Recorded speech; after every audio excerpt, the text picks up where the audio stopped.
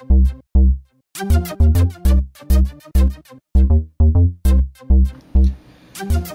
everybody. About a week ago I woke up one morning and tore out the CPU and motherboard from one of my computer systems. I had no need to do this. It was for fun, and I thought I would go ahead and record a look at the parts, CPU and motherboard, and an explanation of a little bit of some of their specs, and then as much as I could get of me replacing those parts.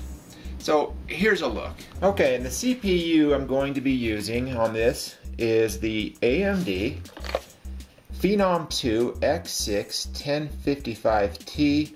It runs at 2.8 gigahertz, 3.3 gigahertz in turbo mode, and this one has 6 megabytes of shared L3 cache. It says 9 right there, but that's total. 6 megabytes of shared L3 cache. This is actually a pretty good chip. I got it for just over $150, and I mean, you know, it almost keeps pace with my Core i7-860. Kind of a weird thing that AMD does is they have their CPU exposed on the side of the... There's just a thin layer of plastic right there. Seems to me that somebody could walk up and discharge static electricity into that CPU. But they're the professionals. I guess they know what they're doing. So there's the box. That's what I'm going to be using. The X6 1055T. And the motherboard, a quick look at it. It's the Gigabyte 880GMA-UD2H. With the A series you get SATA 3, USB 3.0, and about 3 times more power to the USB ports. Now SATA 3 comes into to play because a lot of companies are starting to release solid state drives that are SATA 3, 6 gigs per second. So this should be future-proof this machine a little bit. Let's take a look at this board real quick. Alright, so your rear panel connectors on this board include 2 USB 2.0s, PS2 keyboard and mouse combo, VGA and a DVI, SPDIF optical and HDMI, 2 more USB 2.0 ports, and a FireWire, and then an external serial ATA, gigabit LAN, and then 2 USB 3.0 ports, and then of course your 7.1 channel Realtek, what is it, ALC 892 7.1 channel audio. Not bad at all for a budget board. Here's a general look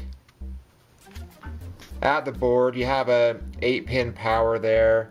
Your dual BIOS chips are up here. 4 DIMM slots, 24-pin power. Nice beefy heatsink there.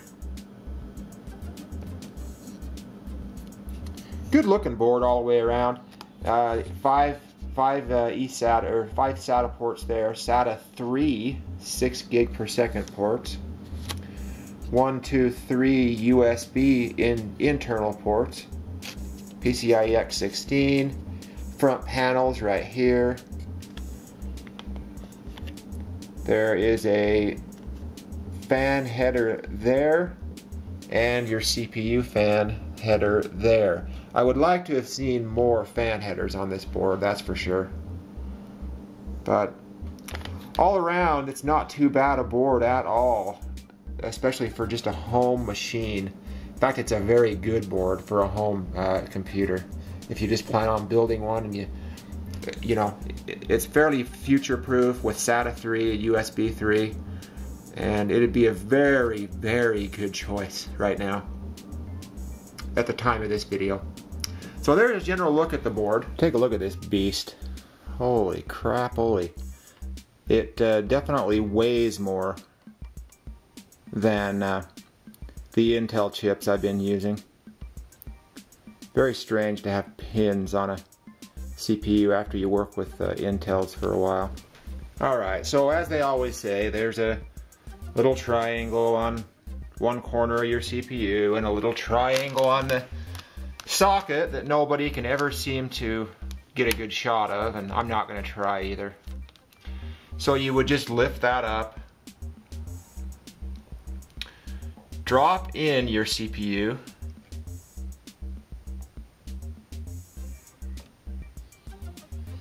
and then the owner's manual to the motherboard says to put a very small amount of pressure on the CPU as you close that little lever, and your CPU is seated correctly. So this should be one of your first orders of business when you install a motherboard, is to install its own I/O shield plate.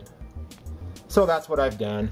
You normally do that from the inside, and you just kind of tap each corner and it should fit right into place.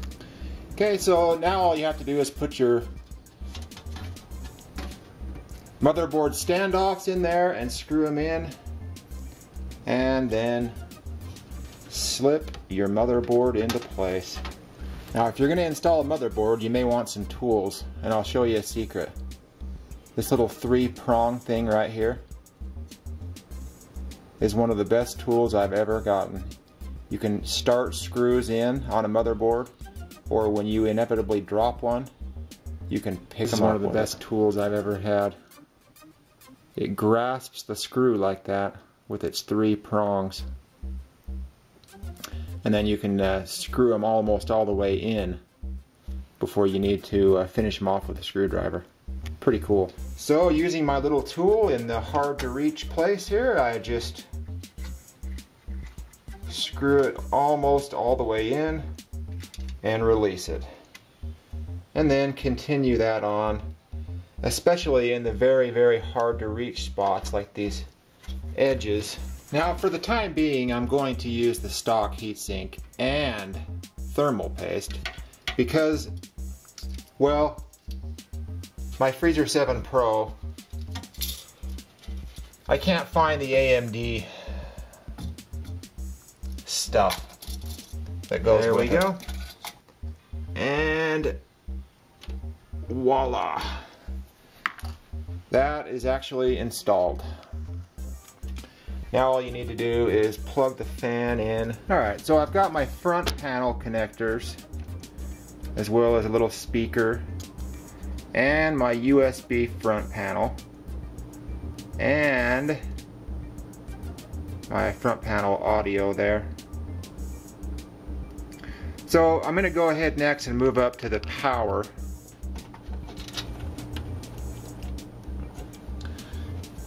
Okay, so it's flush. It is secure. So we'll move on. I've got my hard drive plugged into SATA port 0. And I forget which is SATA port 1. This was SATA port 1. So I'm going to plug them in order. Alright, so there's my hard drive and DVD drive plugged into SATA port 0 and SATA port 1. There are all my front panel connectors, as well as a little speaker there. You can barely see, but it's there. So I need some memory in this thing, and then I can power it on and see if it works. Alright, now it's time for the memory. Normally I'd do the memory earlier, but you usually want to use the smallest number channel. On this board it's channel 0, starting with the one closest to the CPU. Heatsink is what, that's kind of why I was thinking I don't really want to use that, but just press those down and they should lock right into place.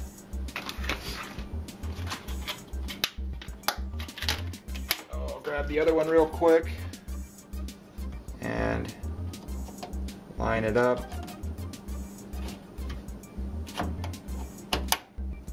Press that one into place. And then you're free to close up the other channel, and there's the memory. Well guys, as you can see, I'm not really a neat freak. I like to get my system put together, make sure the front panel connectors work, make sure the USB works, make sure the front panel audio works, and all the other components work. This build is nothing special. I'm actually using the stock heatsink and fan for right now, but it's fun.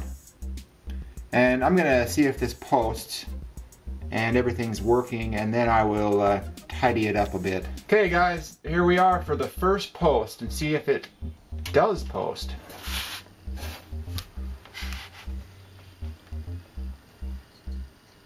Here's some stuff spinning up. Do I hear a beep? I hear a beep.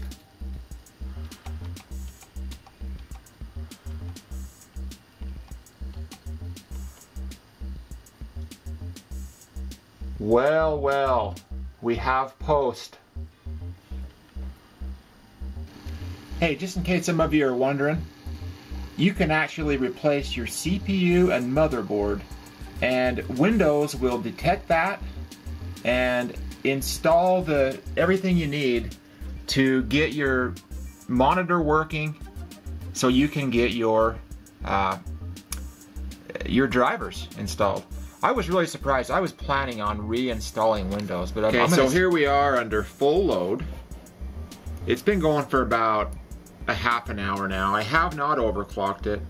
I'm at 44 degrees with the stock cooler, and it is the Phenom II X6 1055. It is not overclocked, running at 2.8 gig. So if you're interested, I will be overclocking this next. See how it does. Well, everybody, to your right and my left is the backup machine that I just replaced the CPU and motherboard in. I've done this a couple of times, but I have reinstalled Windows on those occasions. This time I decided to let Windows boot. It was all configured for a completely different socket, an Intel chip, whereas I replaced it with an AMD, of course AMD motherboard, and Windows 7 64-bit professional started right up, installed all the drivers, got me set up so I was able to go to the manufacturer's website of the motherboard and get all the latest drivers, and it seems to be working fine. So maybe you don't have to actually reinstall Windows if you do this. Now, one thing you need to note, Windows 7 will give you 3 days to activate once you've done this. I myself have a Windows 7 professional 64-bit full retail version here, so all I had to do was pretty much press activate now online. 5 seconds later it says activation successful. If you're doing it and you have an OEM system or running an OEM version, I don't know what you're going to have to go through. You'll probably have to make a call to Microsoft and tell them your motherboard broke or whatever you need to tell them. But if you have a full retail version, it should happen just like that. So that's my story of my CPU motherboard replacement. If you have any questions at all about these parts, the CPU or motherboard, please feel free to ask. I'll answer them to the best of my ability. They seem like very, very good parts to me. I've never been an AMD fan, but this may change my mind. So we'll see how things go. I'll update you if anything goes horribly wrong. And like I say, any questions, let me know. Have a great day, guys. Peace out.